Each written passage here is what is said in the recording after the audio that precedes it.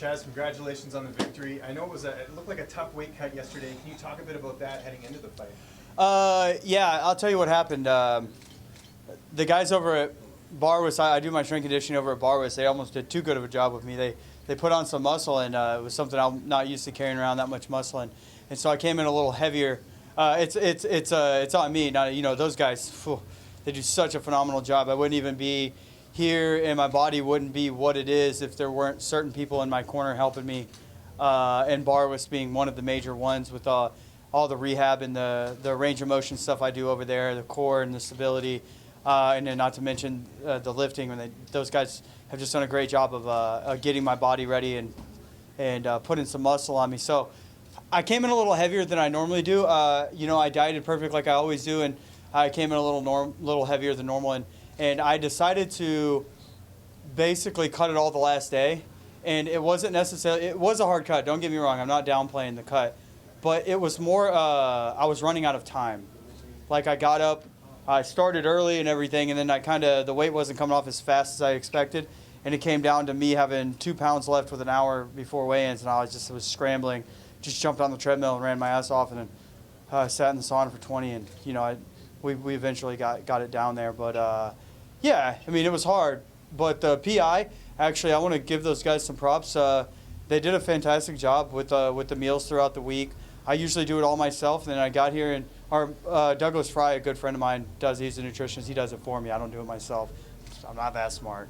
But he was unable to come this time, and so I was going to do it myself. And then I got here, and the Performance Institute was doing it.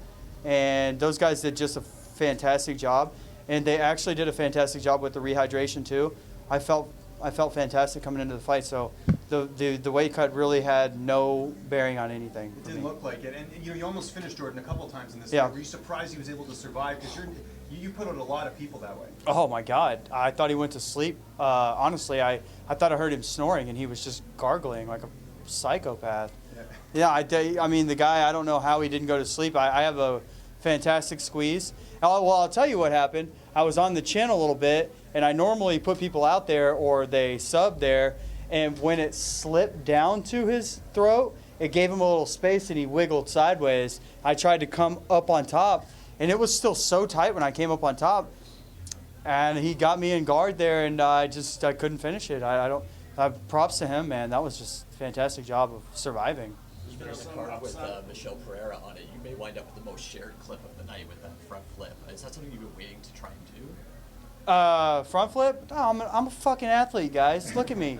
I'm built like a Greek god. You think I can't do front flips too? You think some athletic Brazilian is the only one that's going to come out here and do front flips? I don't think so. No, I've been a back rider. I've been a leg rider my whole life since I was a kid. I love those headphones. That's what I have on my Xbox. Yeah. So I've been a leg rider my whole life, and I've had people hit, somersaults on me so many times trying to get me off the back. And I know when it'll work and I know when it won't because it's been hit on me so many times. And he was a little high. His body triangle was like up here on my belly where it should be, but when I stood up, I had his arm over the top, and I knew his head was above mine, so I knew it was going to work there, at least to get him off my back. Did his face hit the mat? I think the top of his head did, yeah. Nice. Yeah, I haven't seen it. I did it, but I didn't know what. I just knew it got him off me, Your first time weighing a decision since 2014. Is there some upside to that? I'm sure you would like to finish, but to know you can go a hard fight like that all 3 rounds. Man, I know I can go a hard fight like that all 3 rounds. People say stuff about me that it looks like, oh, he's tired. He's tired. Every corner of any person I've ever fought has been like, he's tired. He's tired. I'm not tired. I have horrible posture, and I'm pasty, and I get red and flushed, and I just look like shit. I mean, that's how I strike. That's my posture. That's how I look. I'm going to continue to fight. It doesn't matter if I'm tired or not. I'm going to fight the whole fight, and I'm going to fight as hard as I can. I'm not quitting ever in a fight. So if these guys come out here thinking, oh, well, we can get him tired, and then no. I just look like shit because it's just how I'm built. It's bad genetics. There's my dad. Look at him, guys. Gremlin. Is there a weight lifted off your shoulders just with the way the Moffitt fight went, controversial, and then the night fight before that, you've had injuries. I'm sure you feel sort of vindicated now to a certain degree. Yeah, it's an emotional thing for me. I haven't showed a lot of emotion, towards it, But when I go home tonight and I sit by myself a little bit or sit with Stephanie and Elizabeth, then it's going to be an emotional thing for me because it's getting hurt like that and losing and then getting, well, what I would call getting screwed. I don't want to take anything away from the guy, but it's a huge financial burden. And I'm a competitor and I don't want to lose, but I'm a graceful loser. I lose gracefully the way that I win. And so I don't ever want to take anything away from my opponent. The thing that does suck is just it sucks financially. Yeah. You got to pay for this, you got to pay for that, you got to make it through the camp. And you don't want your family to suffer with you. This shit sucks, man. Come out here getting hurt all the time. Look at my, sorry, the back light. I can't afford to fix that, so you're just fucked. You don't want your family to have to suffer through these camps with you. You want it to be a good experience, for everybody, and for them to have to deal with my mood swings during camp and I did great today. Oh, I got my ass kicked today. Oh, can you rub my back? Oh my God, I can't get up. Can you cook me a meal? That shit sucks. It is. You don't need an empty bank account too. On that note, you mentioned the double taxes fighting up here in Canada. Does that play a role in choosing where you're going to fight moving forward? Oh, yeah. For me, when you've got a few fights in and you can actually kind of say, hey man, I'd rather not do that. I'd rather not do that. I try not to fight in places that are heavily taxed always. Anytime there's a fight card in Texas or Florida, I'm begging to get on those. There's no state tax. I'm like, put me on those. People are always like, why do you always want to fight in Texas? There's no state tax, stupid. Like, I'm not trying to fight in California. Fuck that. Would you like to see your flip? It's right here. Yeah. There you go. Ooh, not bad. Yeah, I'm really not. I do not look athletic. That was pretty nice. Chaz, what did you say to him right after? It looks like you got down your knees and kind of had something to say to Jordan. I think I just said hell of a fight, man. Great fight. What do I get? I think I said that was a hell of a battle. Actually, it was a great fight. Guy's tough as nails. He came out and hit me, woke me up. The very first punches he threw in the fight, I think he hit me with an uppercut, put my tooth right through my lip, and I was like, oh, yeah, this guy's coming out serious. Yeah, it was certainly fun for us to watch and all the fans. When you're in the moment of a grappling, like crazy contest like that, can you appreciate that are you having fun at all? Can you enjoy it? No, I hate this shit. It's miserable. You think? No, I absolutely do. For me, I could have. There's a lot more that I could have done in this fight to make it a lot more exciting. Of course, when I grabbed his back, it was such a close fight that I didn't want to give up the position.